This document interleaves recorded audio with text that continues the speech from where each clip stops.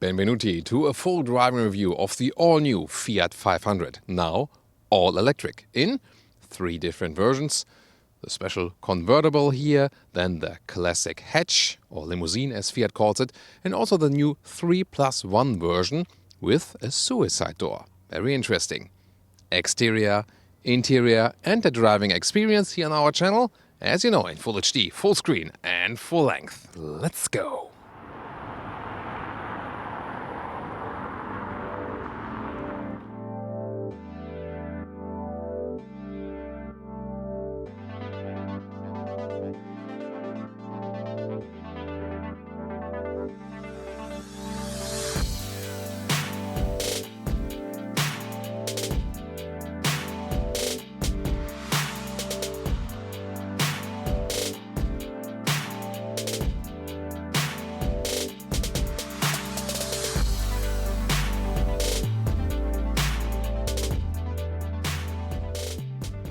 In the front, the all-new Fiat 500 has this closed EV look, so it looks definitely stronger as well, a little bit wider.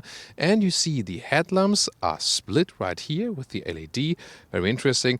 A very base version would still come with halogen, and then optional, the main headlamp unit is also LED, or also included in one of the higher trims. The color here is called ice blue. We also have different versions for you today, also with different colors. Will be very interesting for sure. I really think, a big step forward already from design in the front. It looks, definitely more likable, but stronger in general. What do you think if you compare it to the older version? Leave me your comments. And very interesting, this huge 500 lettering here in the front is basically the center of the front vehicle. And very interesting how the turning indicators appear, first of all here in the lower part in the front, but also then for the side turning indicators. Right here. So it stands a little bit out. It looks, not so streamlined with the whole other design, but definitely very spectacular that just this inner part is illuminated. Yeah, definitely also playful. The length is at 3.63 m, 11'9" or 143 inches. So a couple of centimeters, couple of inches longer than the predecessor. The turning circle, by the way, it's small, 9.7 meters. Wheels come from 15.2, maximum 17 inch. You can see them right here, the multi-spoke design, really interesting. And here the design element, this chrome stripe that goes all the way over the vehicle. And the 500 logo has here this integrated E, like a 500e, but they just call it Fiat 500, although it's just the all-electric version now all over the place. And you can see from the side profile, not too much changes if you compare the outgoing model. And you can see also the convertible has the soft top roof right here. And it is a major difference here in the spoiler if you compare the convertible to the hatch. This one here being the more special version, so to speak, which stands out on the market just a little bit more unique. Still a tiny vehicle, still this, really nice design, Italian design. It always stands out as a design object, has always been the case even with the very, very old models. And there are also still some quotes of one of the original models. What do you think? And in the rear, the typical Fiat 500 design where the top part is shorter and the lower part is longer, so boat or yacht style. Then new tail lamps here as well. Overall, everything is basically new, like 96% of the parts are new, so almost nothing has stayed from the predecessor version, also an all-new electric platform. And the top speed here, by the way, there's a small and the big battery. With a smaller battery, the top speed is around 85 miles per hour, so around 135 kilometers an hour. And with the bigger battery we have here today, 90 miles per hour top speed, so that's 150 kilometers an hour. And I know you guys always like to see the turning indicators. That's how they look like in the rear. And this is here the normal hatch, the closed hatch. You can see here also with a special matte thunder gray color.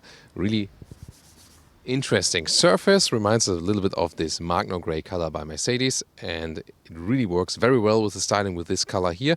From the exterior you can see it's not such a big difference. If you pick the convertible or the normal closed hatch, you really only see it from the outside here with the top roof. However, in the rear there is a huge difference in styling already from the outside. Whereas the convertible has this soft top folded all the way to the rear and the small spoiler. Here the normal hatch, or sedan as Fiat also calls it, has this bigger spoiler here in the rear, looks way sportier, and of course all in vehicle color. So definitely here this upper area sportier, more elegant with the normal closed hatch. Yeah, but then you cannot open anything. And this is our third version for today. You remember, convertible, hatch, and this here, the hatch in the 3+1 version, means there's an additional door here, a suicide door, a small one. Everything else unchanged, just this additional door just on the passenger side. You can see it a little bit already from the outside, and in the interior part we will also compare it. And the color of this one here is called rose gold.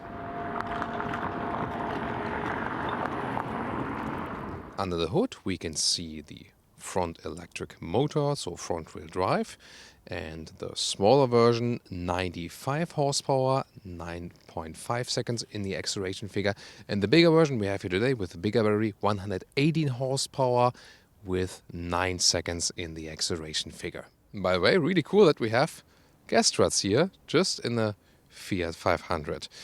And about the range figures, so the small battery is 24 kilowatt hour with about 170 kilometers of range or 100 miles, and the bigger battery we also have today is 42 kilowatt hours with projected range of 300 kilometers or 190 miles.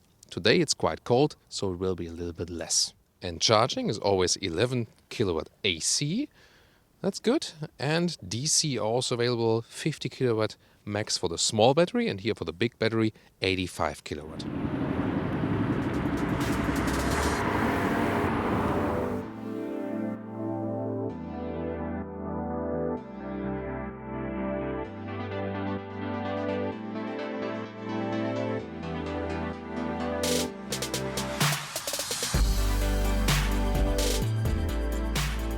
Car key, round, light, 500 badge. Then you close the car when putting this button here, open it just right here, integrated handles. Then door closing sound, actually quite solid. Then here inside of the doors is hard pack material, still no small segment. Then electric door openers, and interesting detail, made in Torino, because it's now once again, as the vintage one, made in Torino again, and with the vintage stamp here, so nice detail, definitely. Then also interesting fabric seats, living room atmosphere with this gray fabric, and you have different fabric stylings, so this is also the way to go for more breathable atmosphere. There is also a so-called eco leather available, but it's misleading because it's a share of leatherette and animal parts, and when they're animal parts it's not really eco, so just stay with the fabric seats here. They look actually quite cool, and they're also very good that they don't get too hot in summer times. Also would recommend it here for the convertible. And actually, you feel a little bit more, spacious here when you're sitting in this new generation. The seats also go way lower. In the previous generation, you feel you sit a little bit higher, and that's why you also have more headroom. So here, especially in the convertible, a lot of headroom with 1.86 or 6.1, just when you go to the side here. But overall, also as a tall adult, you get along here. Manual seat, pumping up, y'all. Front and back. Then completely new steering wheel, up and down, in and out. Actually easy and smooth process. Soon more details about the steering wheel commands. You can see also a flat bottom area, for example. But as you sit a little bit lower in the vehicle than before, it feels also a little bit sportier from the seating position already. So, very promising interior. Let's find out more. Now the interior overview, and the whole cockpit looks so much better than the outgoing model and also more premium feel to it. The base version would start without any screen here in the middle. You just use your smartphone. Then when you go for the bigger battery, you automatically get a 7-inch screen, a smaller one here in the middle. And this is here the top 10.25-inch screen, the biggest one available. Left side, always digital instruments. And you can see this here, exterior color match for this deco element, but different stylings available for that one. And here you still have the climate unit. You can easily control while driving, like to have that, and also the vent strength and so on. One USB-A control, so supply right here. There's also inductive charging pad here. Then to put in the gears, parking, drive, neutral, reverse. So easy, straightforward. On the steering wheel, also new buttons right here.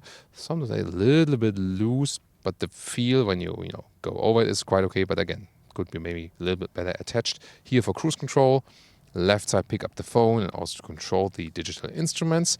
And again, this very nice flat bottom steering wheel. This also looks, a little bit more premium than the outgoing model. And then in the lower part here, either you have it all the way open, that's cool, but you can also fold out a cup holder here. Not so good from the build quality, but it works. Then you have the driving mode selector, and the strange thing is here, it doesn't work when you just click it normally. You really have to really hardly click it, and then it only works to switch it. Volume. Then in the middle part here, you slide it open, have one more cup holder and another USB supply and 12-volt power supply. And last but not least, here the somewhat well attached, but only somewhat, some more space here underneath. And the digital instruments, you can browse through different views. This is more just with a centralized tachometer and settings. Interesting is here with the map view, for example, like this. So you can also have it then in your line of sight a little bit better. This is definitely very helpful. Also the music information and so on. So I think actually well done. But the base overview like this here with the trip meter, this looks a little bit, not such a good overview. So probably I would most of the time just leave it like this with a good speed overview. Or then once again, if you have a route set, go with the map display. Always takes a little bit time to load. Not sure why it's always reloading. Here we go again. Now the infotainment screen, if it still flickers a little bit, by the way, that's just on camera. Then here's the big sat-nav view, and actually, sometimes it takes a little time to load, but then it's quite okay from responsiveness, and the visualization here is also actually quite decent. Then, for example, you also have a AC overview like this here, also for the heated seats. But most of the stuff you control them with the normal climate unit. CarPlay integration or Android Auto looks like this, here all the way over the screen. Sound system check. Let's see. It's an awesome song, by the way. You should check that out. But the sound system, I'd say it's rather basic as for the quality. So then we can check some vehicle commands here. For example, you can check out the power flow while driving. This is very interesting. Of course, shouldn't be distracted as a driver, but you can also schedule, for example, when you want to have a preheating or something. So overall, I think it does the job. So far, the best infotainment system we've seen in a Fiat. So in getting inside, possible on driver and the passenger side. It's a little bit tricky. That's better than with this 3+1 version, actually. But here in the normal hatch or in the convertible, it's like this, and you can slide the seat backwards again, but just that you can see it better. The cool thing about the convertible is that you have more headroom in the rear, and it's also, a soft area, of course. So when you go a little bit backwards, you have more headroom than in a normal hatch, and when you hit the ceiling, it's also soft. So headroom-wise, I can sit here as a tall adult. It's just that when I put the seat backward, as I would be driving there in the front, no matter which seat, it just doesn't work with the knees. I really have to somehow, somewhere. It's tough situation, definitely. But it's not meant to be driven with tall adults in the rear. And to open the roof, electric here, on the inside, press it once. This is then step 1. This is, of course, so unique. Brings really so much light inside here. And then there's step 2. You have to press then for a second time. And there we go. And then it goes all the way back. And that really gives you a very, very unique feeling here in this Fiat 500. And why I always would go for the convertible version right here. And the trunk area is 185 liters up to 550 liters when you fold the seats. Here in a half split, already put one side down. Charging cable is just here underneath.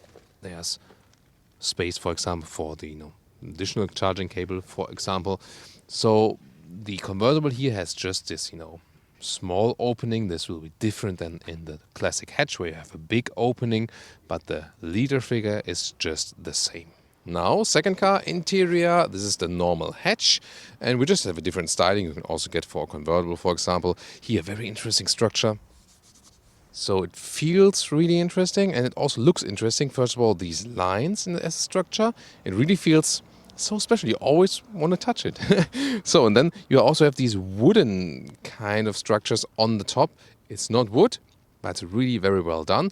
And you can see the overall dark styling here on the interior. Also, once again, nice fabric structure here on the seat. It looks, like furniture, living room alike, and so on. So very well done. From the interior, I think I would prefer it in that way, I think.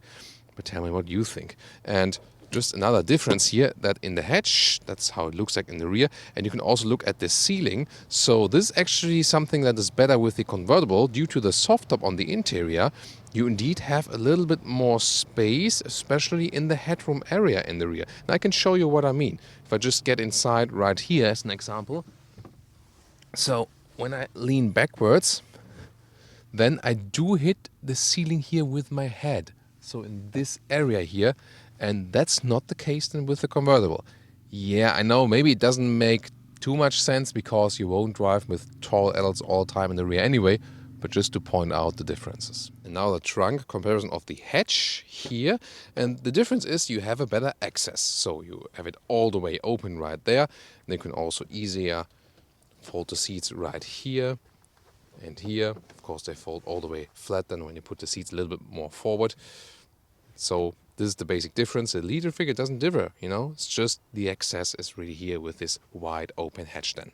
And now to the interior test here of the 3+1 version.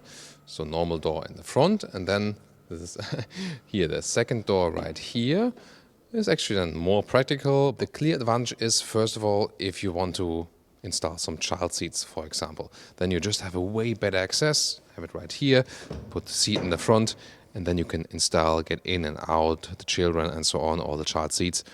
Isofix on both seats in the rear. So this is, of course, really cool. And also, when you want to enter yourself, this is way easier than with a normal hatch like this. So this really helps. Just legroom, of course, the very same. So it's not really suitable for tall adults. This seat here, as I could be driving in the front and on the passenger side. See here, it doesn't work with the with the knees, but definitely better access. So when you're a little bit smaller than me, then you have a better access here, and definitely again for the child seat. So I think it's a very cool addition. So for everyone who had, for example, the Fiat 500 so far and was always a little bit, doesn't work that well to put the seats in and out. This is an interesting solution, and again, one of the 3 versions you can pick now.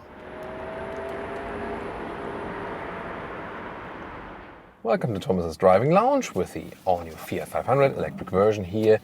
You can see rear view camera as well, and a nice good resolution, and the helping lines adapt accordingly. Then putting the D mode is actually a nice solution here with the middle console, so good to have that. Easy control.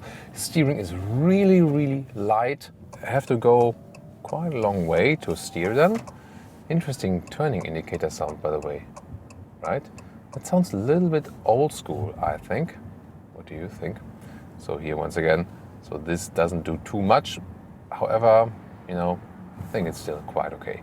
Difference, by the way, with driving the convertible here, you know that modern soft tops are usually very well insulated, but this is, not the true convertible, not with a very elaborated, extensive soft top. So here it is indeed a little bit louder than in the normal hatch version. Have to bear that in mind. However, here in the city traffic, of course, doesn't make too much difference. And having this soft top atmosphere here actually is quite cool. And once again, when being in this interior. So I'll put you the speed here in a bigger way. And the normal driving mode does not include much recuperation. So when I go off the throttle, we are rather rolling. And this is actually good for efficiency when you do not want to reduce the speed. So that's actually then quite okay. Rolling is always more efficient than the recuperation. And you can always start the recuperation by just hitting the normal brakes. And then it's doing the recuperation until you have a level where you need even more braking power. And then the normal brakes would be applied. Here, easy to squeeze ourselves into city traffic with the Fiat 500. And the acceleration is always spontaneous with electric vehicles, even if they're not super powerful. That means when you're almost at standstill here in city traffic and just hit the throttle, it's really going forward very, very well. That's cool. Here the driving mode selector told you initially that you have to really hammer this switch to be able to change the driving modes. And then you can go to range or Sherpa. Sherpa is more like, guide me home, bring me home. This reduces the heating and reduces the top speed and so on. So if you're really like, oh, I'm really going to make it, but usually you don't need it. Usually just need either normal driving mode or the range mode. And the range mode actually then does a harsh recuperation. So this is more for this one pedal driving feeling. So when I accelerate and get off the throttle, it really reduces the speed, and then also until it stops, until zero. And here, for example, when being stuck in traffic, this can be very helpful. So I don't need the brake at all. I just hit the throttle slightly, then there's recuperation or just coming to a standstill. So for traffic light situations, for really heavy traffic situations, this range mode is, I think, helpful and just a little bit more relaxed while driving. Now getting a little bit quicker.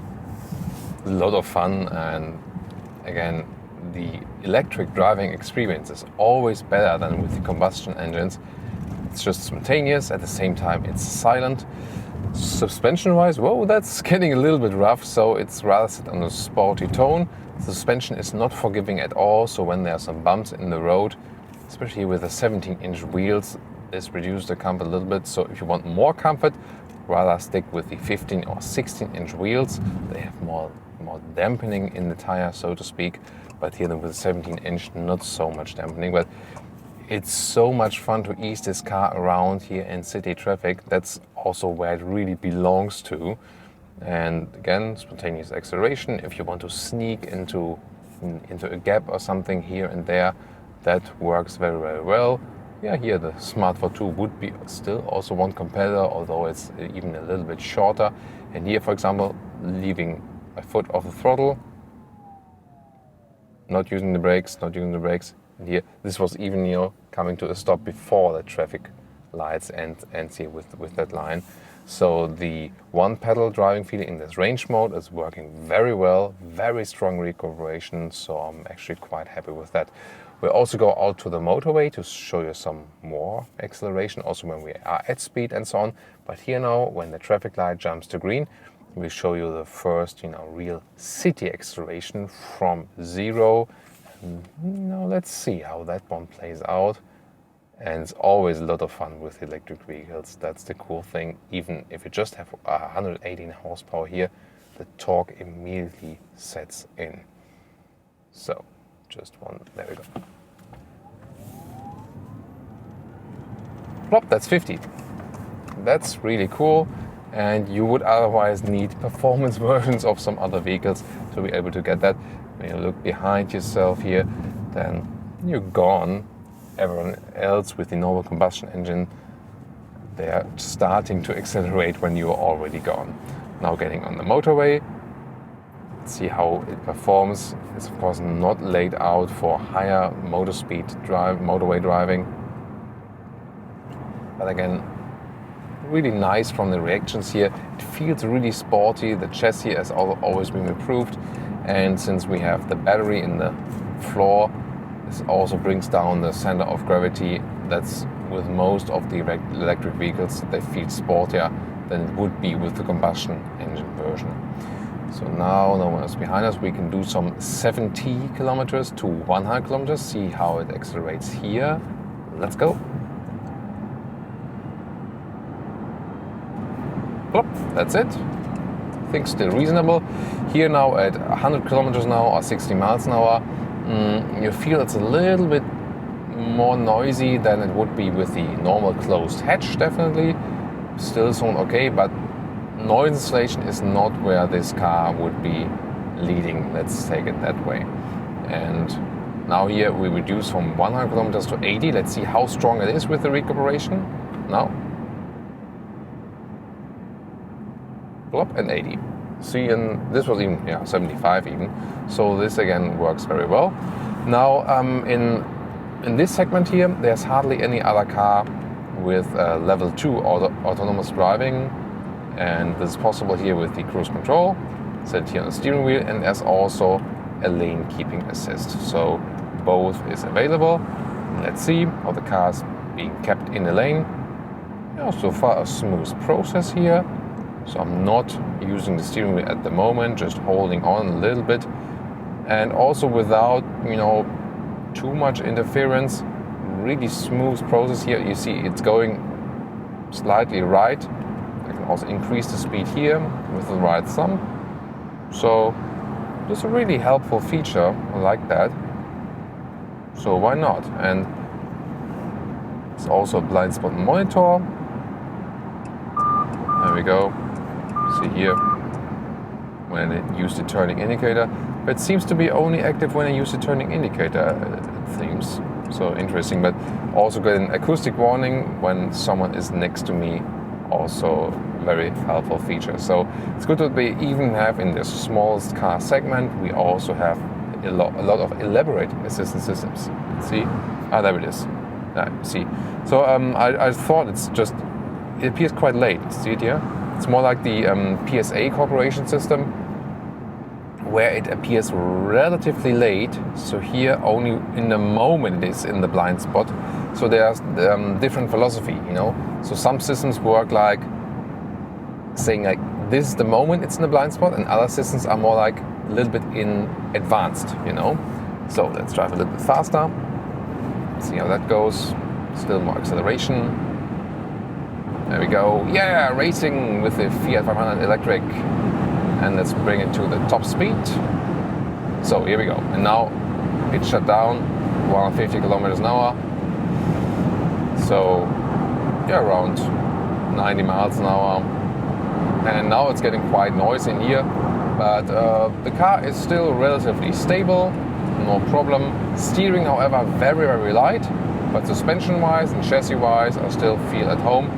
And the thing is here now, then of course, the consumption is actually quite high. That's the thing then with the small electric vehicles and the high autobahn speed. So when I, for example, reset it, I have to not allowed to overtake on the right side here. Yes, of course, I want to give a good role model. So now, so what we do right now is we are all okay to reset.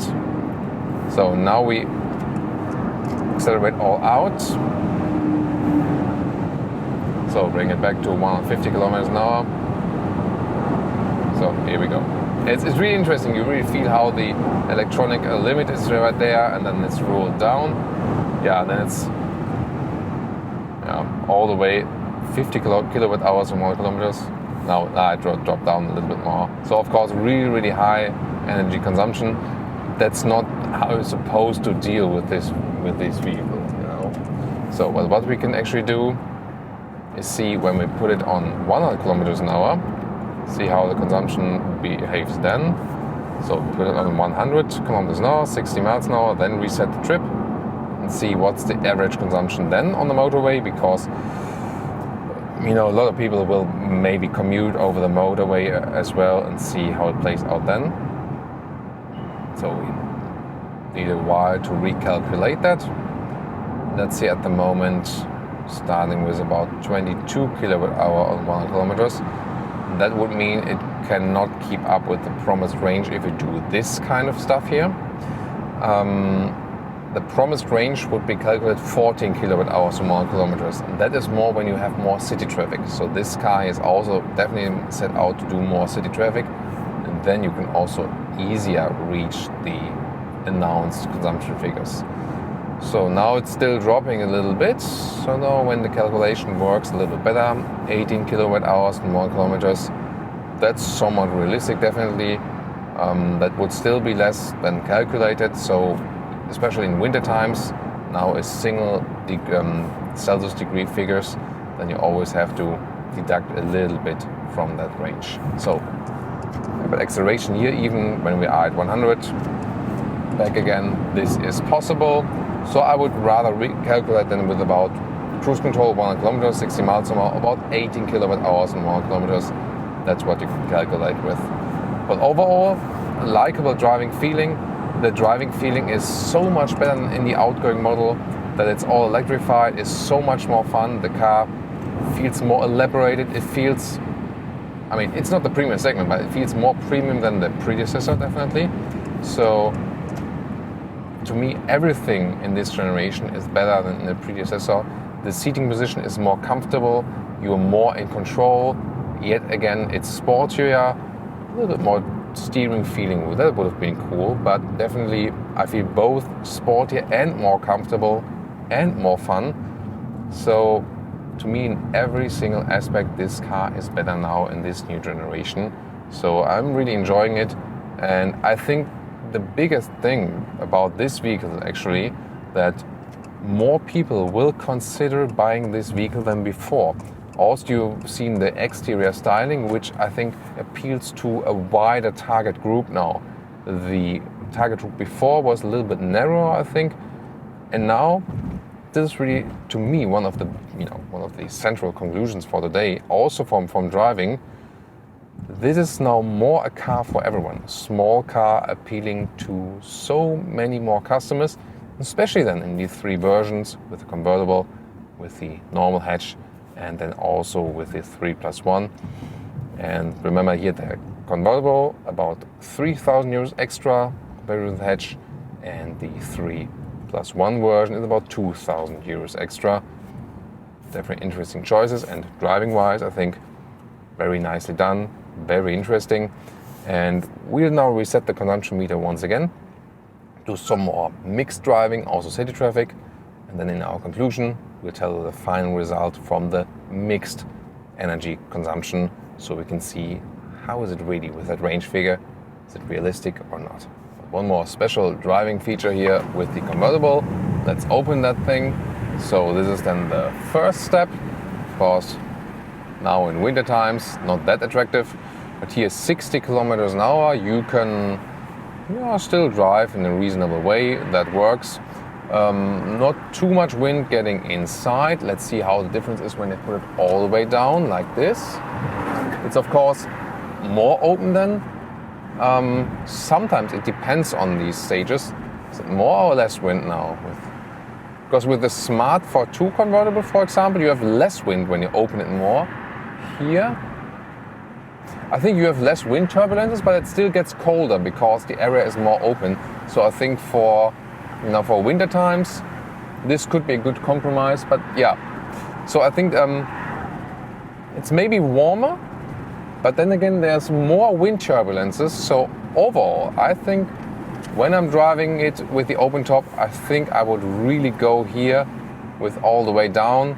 Then you have less wind turbulence, and it's also feeling really cool. And like the 60-70 kilometers an hour, you can easily drive with that with open top. For city driving with open top, it's really perfect and makes this car so much more unique. And now to our conclusion for today with the all-new Fiat 500. First of all, if you compare it to the predecessor, what a big step forward. It is better in every single possible way. I think it looks better, it looks sportier, it appeals to a wider target group. And the normal hatch, I think the best looking, especially then from the rear. The convertible, doesn't work that well from the rear design, I think, but it has the big advantage that you can drive it with the open top. It will be such a pleasure, especially in summertime. However, it's also a little bit noisier than while driving if you compare it to the normal closed hatch. The 3+1 version is the version then if you have kids and want to get the child seats in and out of the car quite frequently, or just the kids and leave the child seat in the vehicle. This is definitely a very helpful feature. And from the interior, way better build quality than ever before, and also with a nice design, straightforward user interface and so on. Driving wise, a lot of fun indeed. Electric power, you have the torque instantaneously, so you can be quite quick in the city indeed.